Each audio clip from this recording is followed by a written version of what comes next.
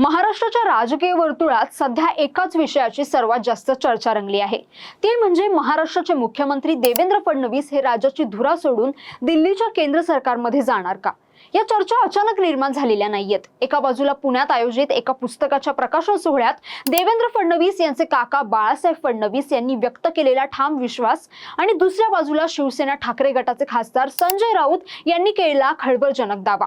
या दोन प्रमुख घडामोडींमुळे दिल्लीपासून गल्लीपर्यंत राजकीय तर्कवितर्कांना उधाण आलं आहे।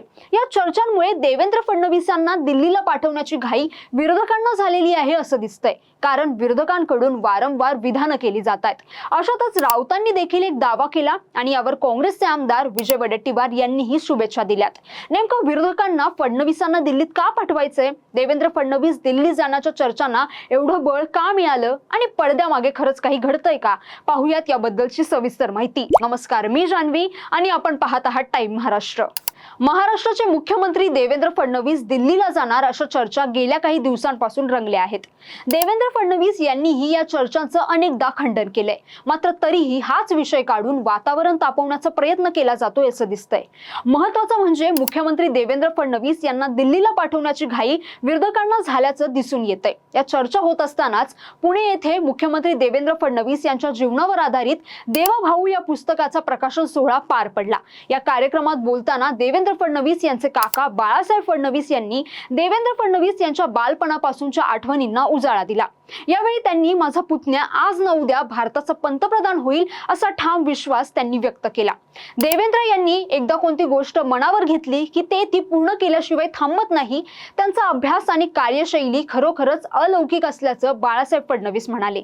दिल्लीतील जंतर मंतरवर विद्यार्थ्यांनी पुकारलेल्या आंदोलनानंतर धर्मेंद्र प्रधान यांना राजीनामा द्यावा लागला।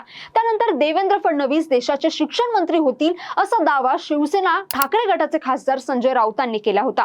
आताही खासदार संजय राऊतांनी पुन्हा एकदा देवेंद्र फडणवीस दिल्लीत जातील असं विधान केलंय।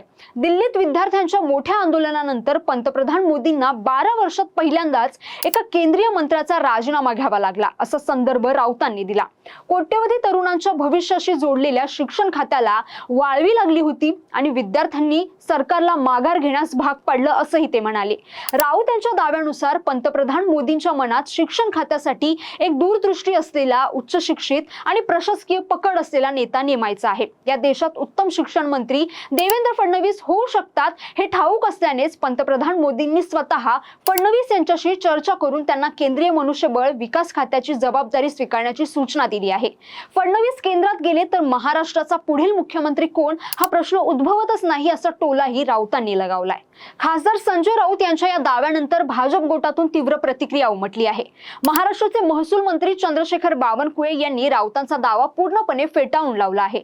फडणवीस केंद्रात जाण्याच्या या निव्वळ अफवा आणि वावड्या असून त्यावर कोणीही विश्वास ठेवू नये असं त्यांनी स्पष्ट केले। राऊतांवर निशाणा साधताना बावनकुळे यांनी त्यांच्याकडे काय तिसरा डोळा आहे का असा सवाल उपस्थित केलाय। विकसित महाराष्ट्राचा संकल्प केवळ देवेंद्र फडणवीस हेच पूर्ण करू शकतात, त्यामुळे देवेंद्र फडणवीस महाराष्ट्रातच राहणार असून तेच महाराष्ट्राचं आणि राज्याचं नेतृत्व करत राहतील असं सांगत त्यांनी या सर्व चर्चांवर पडदा टाकण्याचा प्रयत्न केला। आता या सगळ्या चर्चा होत असताना काँग्रेसचे आमदार विजय वडेट्टीवार यांनी देवेंद्र फडणवीस यांना शुभेच्छा दिल्यात, त्याही पंतप्रधान पदासाठी। पंतप्रधान नरेंद्र मोदी आणि अमित शहा यांना हटवून महाराष्ट्रातील मराठी माणूस पंतप्रधान झाला तर आनंद आहे असं विजय वडेट्टीवार म्हणालेत। आता बाळासाहेब फडणवीस यांनी देवेंद्र यांच्यातील भावी पंतप्रधान पदाची क्षमता अधोरेखित केली आहे, तर संजय राऊत यांनी दिल्लीपासून राजकीय घडामोडींचा संदर्भ देत त्यांना केंद्रीय शिक्षण मंत्री पदावर पाठवण्याचा दावा केला आहे। या दोन्ही दाव्यांमुळे फडणवीस यांच्या दिल्ली प्रवेशाच्या चर्चांना मोठं बळ मिळालं असलं तरी भाजपकडून हे सर्व दावे फेटाळण्यात आले आहेत। देवेंद्र फडणवीस हे अत्यंत अभ्यासू नेते आहेत। 2014 पासून देवेंद्र फडणवीस यांनी आपलं नेतृत्व कौशल्याच्या बळावर महाराष्ट्राच्या राजकारणात आपली मान उंचावली आहे। फक्त मुख्यमंत्री असतानाच त्यांचं नेतृत्व सिद्ध झालेलं नाहीये, तर विरोधी पक्षनेते असतानाही त्यांनी महाविकास आघाडीला कोंडीत पकडलं होतं। देवेंद्र फडणवीस आजही विरोधकांना जशास तसं उत्तर देत असतात। म्हणूनच देवेंद्र फडणवीस यांनी दिल्लीत जावं अशी घाई विरोधकांना झालेली दिसतेय। परंतु या सगळ्या चर्चा होत असताना यामुळे पडद्यामागं खरंच काही घडतंय का असा प्रश्न देखील उपस्थित होत आहे। या चर्चा कितपत खऱ्या ठरतात हे येत्या काही दिवसात नक्की स्पष्ट होईल। पण तुम्हाला या सगळ्या घडामोडींबद्दल काय वाटतं? तुमचं मत आम्हाला नक्की कमेंट करून कळवा आणि हा व्हिडिओ आवडला असेल तर लाईक करा, शेअर करा आणि चॅनलला सबस्क्राइब करायला विसरू नका। धन्यवाद।